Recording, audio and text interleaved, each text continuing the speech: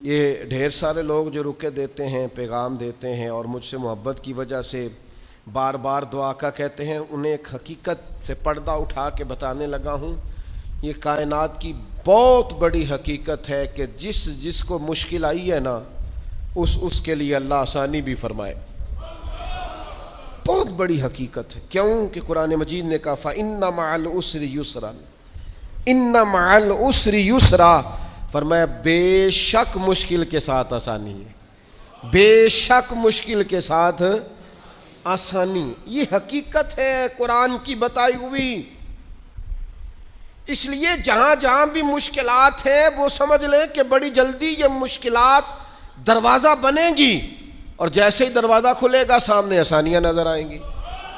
حضور غوث اعظم رضی اللہ تعالیٰ عنہ، شیخ عبد القادر الجیلانی رضی اللہ تعالیٰ عنہ فرماتے، مجھ پر سخت مشکلات آئیں، یہاں تک کہ بھوک کی وجہ سے، شدت بھوک کی وجہ سے میں زمین پر لیٹ گیا، اور ذرا میں پریشان ہونے لگا تھا کہ خود بخود میری زبان پر یہ آیتیں جاری ہو گئیں فَإِنَّ مَعَ الْعُسْرِ يُسْرًا، إِنَّ مَعَ الْعُسْرِ يُسْرًا۔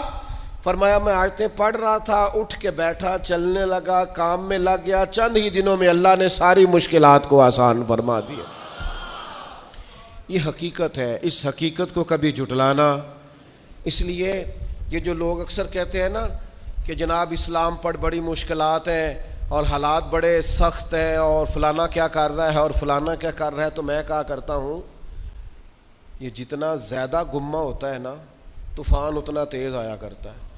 گھٹن جتنی زیادہ ہو، ہوا پھر اتنی۔ مسلمانوں نہ گھبراؤ، خدا کی شان باقی ہے، ابھی اسلام زندہ ہے، ابھی قرآن باقی ہے۔ یہ کافر کیا سمجھتے ہیں جو ہم سے روز الجھتے ہیں؟ ابھی تو کربلا کا آخری میدان باقی ہے۔